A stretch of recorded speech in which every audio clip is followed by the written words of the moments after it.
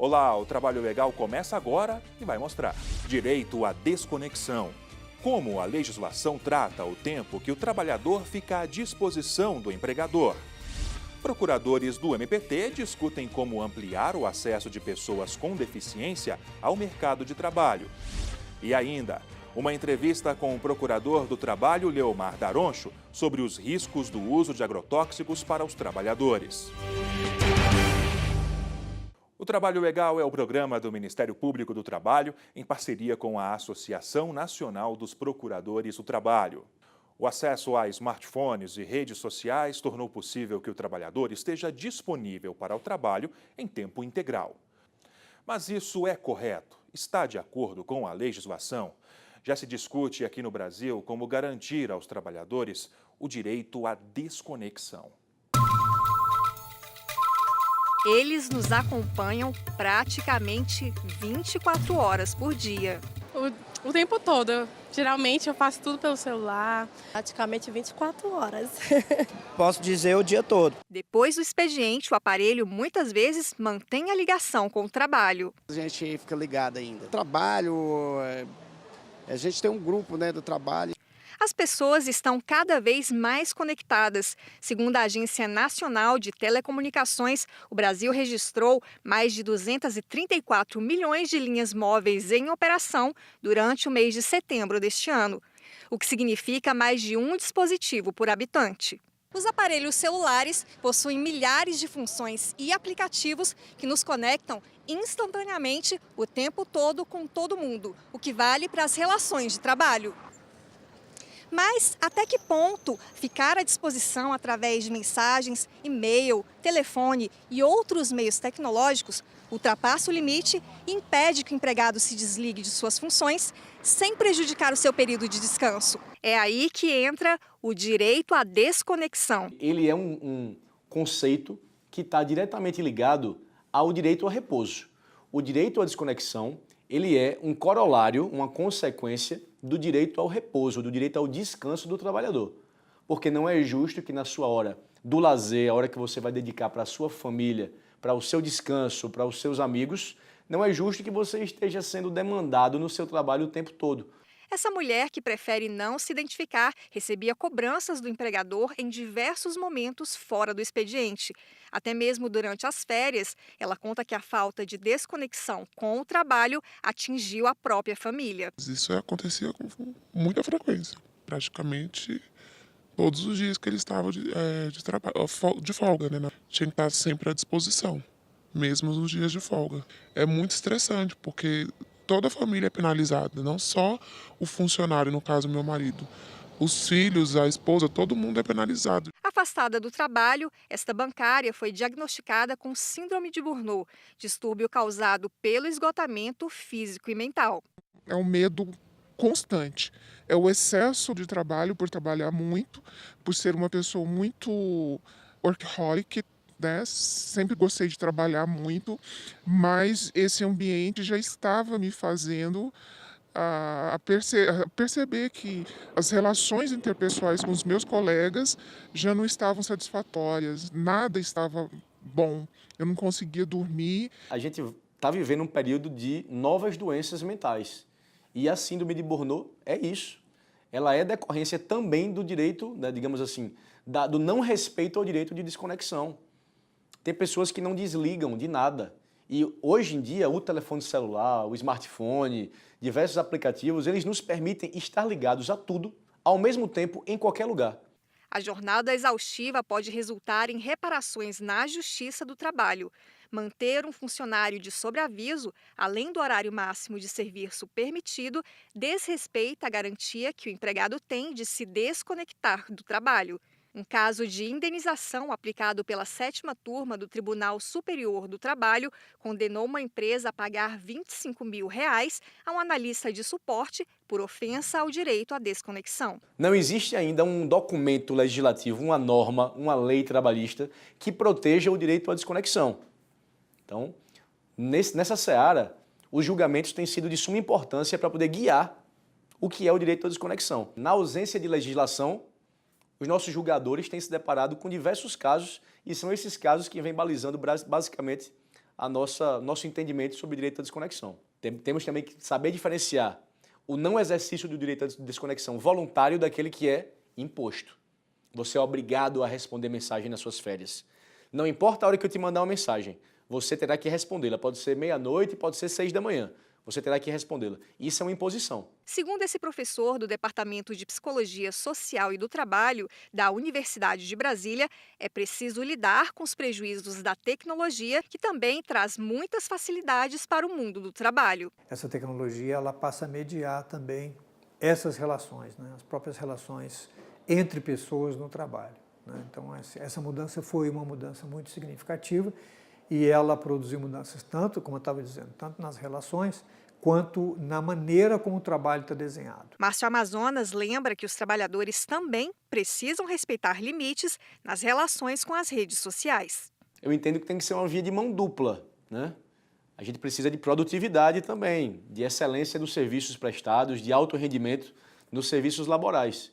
Então, o direito à desconexão ele pode também ser enxergado de uma outra maneira. Ele tem que ser o direito do empregador de exigir que o seu empregado esteja desconectado também quando esteja no seu trabalho. O Trabalho Legal faz agora uma pausa e vai mostrar depois do intervalo. MPT discute a acessibilidade de pessoas com deficiência ao emprego.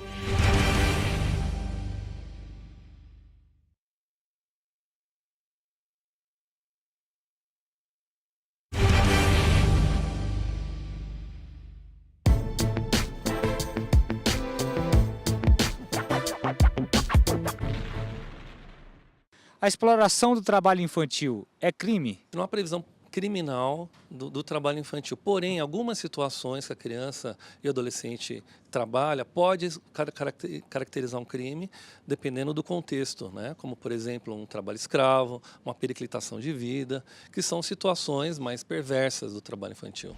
Procuradores do Ministério Público do Trabalho discutiram em um encontro como ampliar o acesso de pessoas com deficiência ao mercado de trabalho.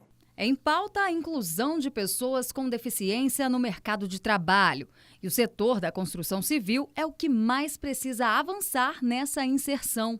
Apenas 32% das cotas estão preenchidas. O número de vagas ele foi reduzido, porque nós vivemos um momento de desemprego, um momento em que as empresas estão fazendo uso de estratégias como da terceirização. Nós estamos intensificando as estratégias de atuação e com o envolvimento de entidades que atuam na defesa dos direitos das pessoas com deficiência, outras instituições de direito público que também têm a missão de zelar pela inclusão e acessibilidade.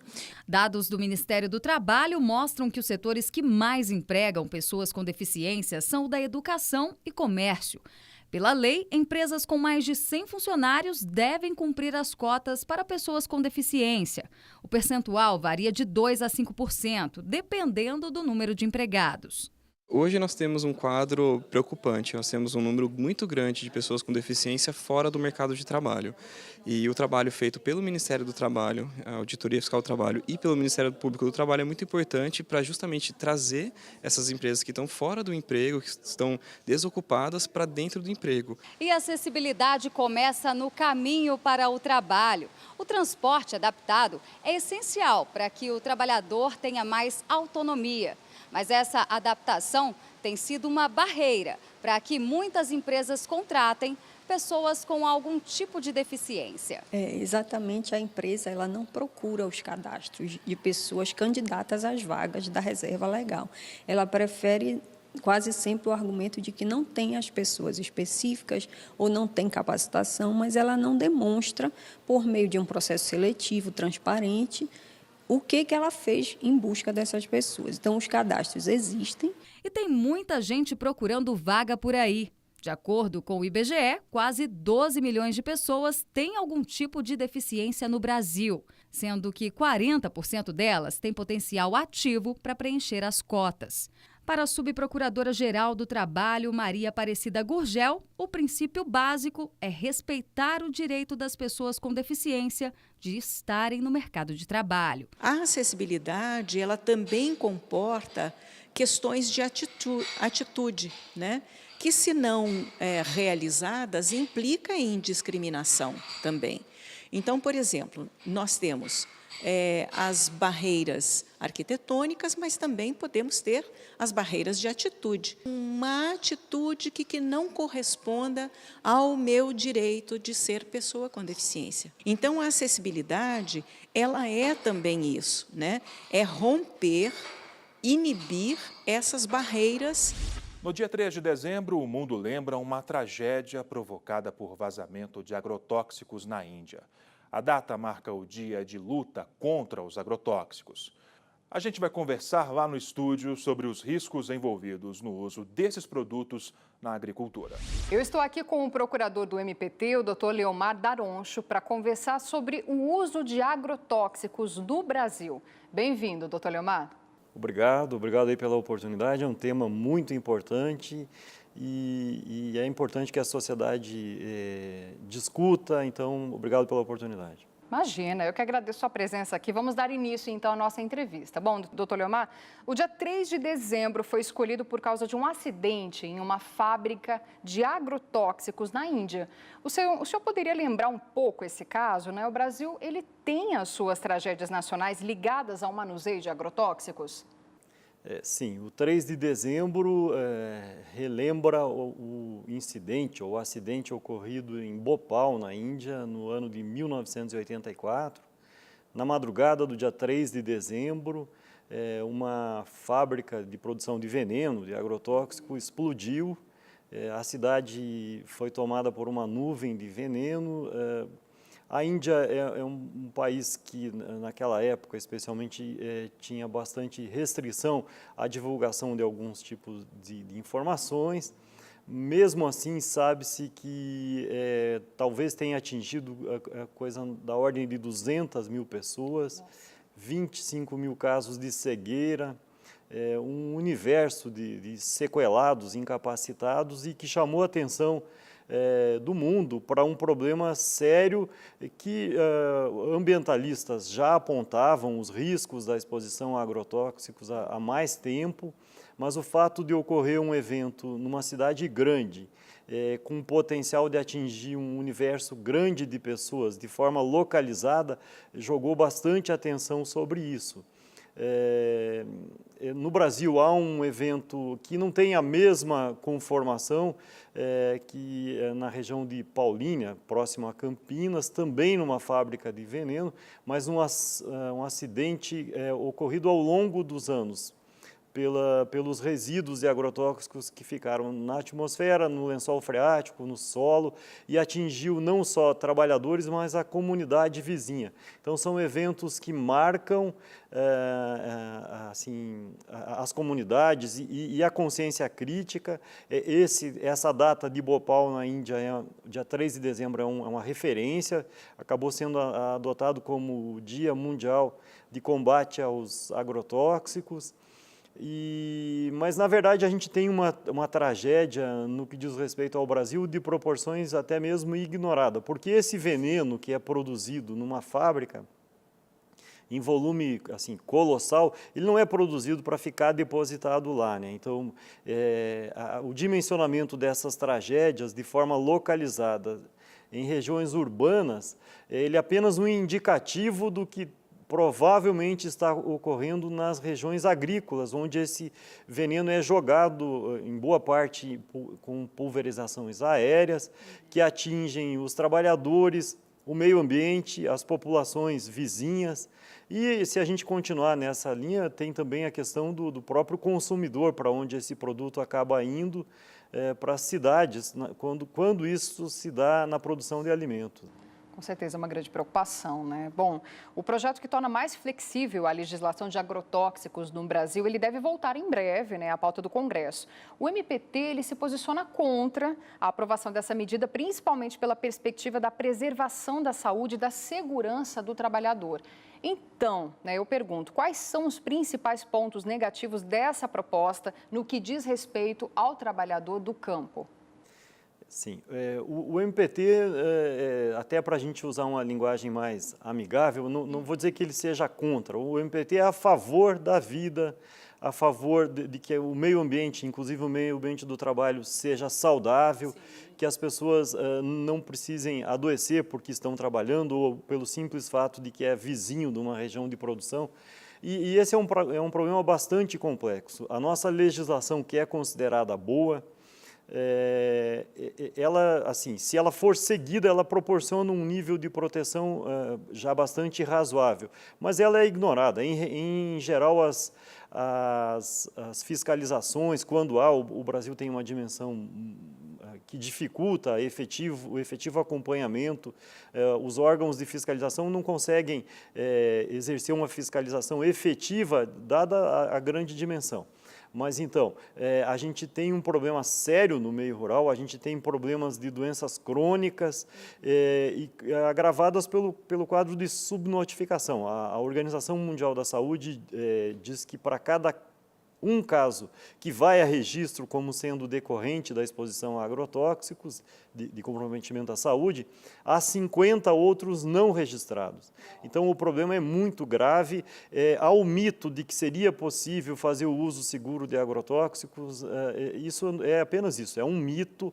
A gente sabe que o Brasil ainda usa vários produtos que foram banidos dos países de origem dessas formulações.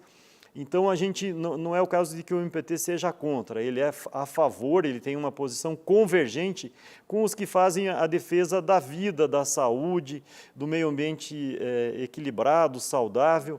E nessa perspectiva, nós não precisamos de uma legislação que exponha o homem do campo ainda mais a produtos tóxicos. A gente tem uma legislação que já impõe uma agressividade regressiva, que estimula a produção de produtos químicos, quando é necessário, cada vez menos tóxicos, e não de liberar, de passar um sinal de que o Brasil vai admitir mais e mais produtos tóxicos e cada vez mais tóxicos. A nossa posição ela tem amparo nas normas constitucionais que protegem a vida, o meio ambiente e, inclusive, o meio ambiente do trabalhador, e também em normativas internacionais da Organização Internacional do Trabalho e da Organização Mundial de Saúde, que vão nesse mesmo sentido. É uma atuação convergente com aqueles que estão preocupados com a vida das pessoas, né? Um assunto importantíssimo, né? Obrigado por enquanto, doutor Leomar, porque no próximo bloco a gente continua a conversa sobre os riscos envolvidos no uso de agrotóxicos no Brasil.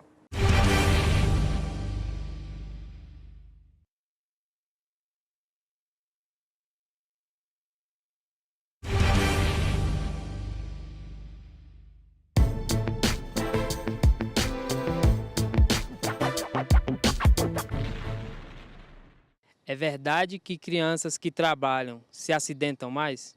Nós temos índices, estatísticas de adoecimentos e acidentes de criança e adolescente, porque elas não são preparadas e nem podem exercer qualquer atividade. Então, o que nós temos visto é que as crianças e adolescentes são inseridas nas piores formas de trabalho infantil, ou seja, atividades de risco, atividades que são próprias para adultos treinados, capacitados, qualificados, com equipamentos de proteção e num contexto de segurança. Então, infelizmente, o que nós temos visto muitas vezes são as crianças e adolescentes expostas a riscos que vão gerar acidentes e adoecimentos. O Trabalho Legal está de volta com o procurador, o doutor Leomar Daroncho. Bom, doutor Leomar, antes do intervalo, né, a gente estava aqui falando sobre o projeto que flexibiliza a regra para o uso dos agrotóxicos no Brasil. Mas mesmo sem essa flexibilização das normas, o trabalhador que lida hoje, né, com esses produtos, ele já está exposto a riscos? Pergunto mais, como é que essa realidade hoje e como o MPT atua nesse cenário? O projeto que flexibiliza o emprego de agrotóxicos, inclusive de alguns que não conseguiram até hoje obter autorização para uso regular no nosso país, ele não diz respeito, ele não interessa aos agricultores. Os agricultores têm interesse em produzir e ter bons rendimentos, ter produção que dê retorno aos seus investimentos, ao seu tempo. Essa é uma pauta que interessa essencialmente à indústria. Com certeza, né? Que muitas vezes encontra aqui um campo para dar sobrevida a produtos que já foram banidos de outros países, inclusive dos países em que houve a formulação. Aqui, as medidas, inclusive nessa linha que a gente espera a atuação do Ministério da Agricultura daqui para frente, que tenha uma postura nesse sentido, é de estimular a pesquisa e mesmo dos agentes econômicos estatais, de estimular o financiamento a modelos de técnicas menos agressivos ao meio ambiente e à saúde dos trabalhadores e dos agricultores, suas famílias. Boa parte dos expostos a agrotóxicos são produtores rurais e os que trabalham nessas propriedades que moram nesses locais. Não é interesse dessas pessoas utilizar mais agrotóxicos e agrotóxicos mais nocivos. A pauta me parece que está invertida e há um campo aí para que se estimule a pesquisa em modelos menos agressivos, ao invés de fazer um investimento na mudança de legislação que flexibilizaria a utilização de agrotóxicos ainda mais nocivos. Então, a gente vê o campo para uma atuação convergente, que o Ministério Público se coloca como um aliado da real causa que motiva os homens que vivem da produção agrícola. Isso interessa também aos consumidores, de receber produtos com menos agrotóxico. Então, a sinalização de um projeto de lei que flexibiliza e facilita a utilização maciça de veneno, ela não diz respeito ao interesse brasileiro. E é nessa posição que o Ministério Público está. Como é hoje? A legislação põe uma série de exigências para permitir o agrotóxico. O uso do agrotóxico hoje é uma atividade lícita, a lei prevê, mas prevê que se utilize desde que sejam adotadas medidas de proteção. E são várias as medidas de proteção, e é razoável que haja medidas de proteção, porque a exposição se dá a produtos de alta toxicidade, com potencial de causar doenças muito sérias, algumas doenças crônicas, incapacitantes, até mesmo com efeito de desregulador endócrino, que pode inclusive afetar a questão das crianças que nascem com má formação. Há pesquisas indicando em regiões agrícolas até 100% das amostras de leite materno com resíduos de agrotóxicos.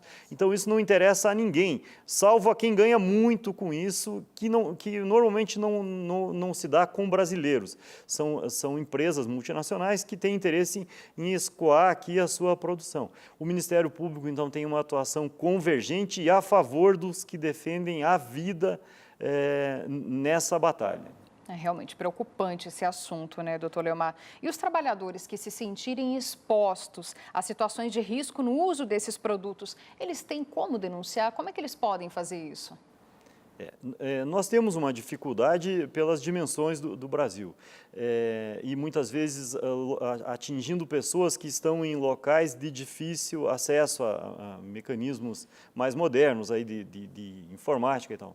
Mas sempre é possível que essas denúncias cheguem pelos sindicatos, pelas unidades do Ministério do Trabalho e Emprego, do Ministério Público do Trabalho, que essa denúncia pode vir, inclusive, por e-mail, pelo site, e também as unidades de saúde, eventualmente, onde essas pessoas buscam tratamento, podem servir para canalizar essas denúncias, e elas chegando, a maioria dos estados hoje já tem fóruns que cuidam, fóruns de combate aos impactos dos agrotóxicos, que também tratam essas denúncias. A própria Justiça do Trabalho, que está mais interiorizada, pode receber. Então, são várias possibilidades de levar ao conhecimento do poder público essas transgressões de normas de proteção da saúde daqueles que vivem do seu trabalho expostos a venenos agrícolas. Bom, nós encerramos aqui a nossa entrevista, então. Quero agradecer muito aqui a sua presença. Obrigada, doutor Leomar. Nós é que agradecemos, então, pela oportunidade de tratar desse tema tão importante. Obrigada, tá? Bom, e você fica agora com a nossa dica de leitura.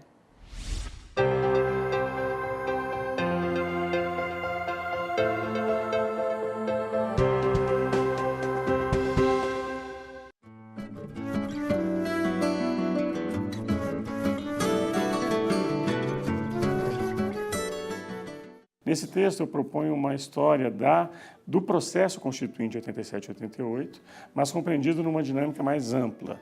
Eu analiso o poder constituinte no Brasil desde 64, as rupturas constitucionais após o regime militar e todo o processo de redemocratização. Foi muito importante para a consolidação da Constituição cidadã, democrática que temos hoje.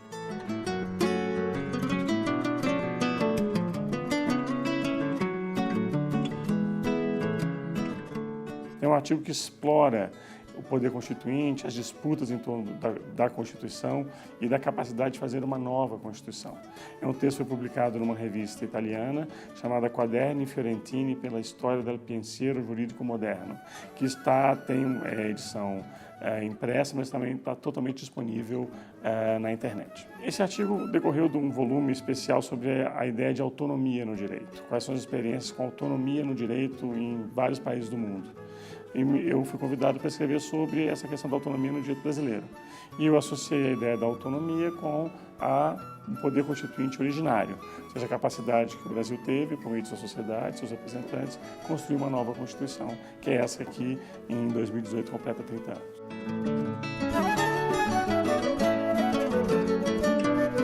Destacar aqui a importância, digamos assim, da mobilização social e popular em prol de uma nova Constituição. Nós tínhamos um Congresso Constituinte que era marcado pela continuidade, havia muitos integrantes que vinham dos parlamentos anteriores, mas houve uma mobilização, que eu procuro, digamos, consignar aqui, que gerou a produção de um texto muito mais amplo do que aquele originalmente planejado. O público-alvo são estudantes do direito, são professores de direito público, são membros do Ministério Público que estão interessados em concretizar a Constituição vigente.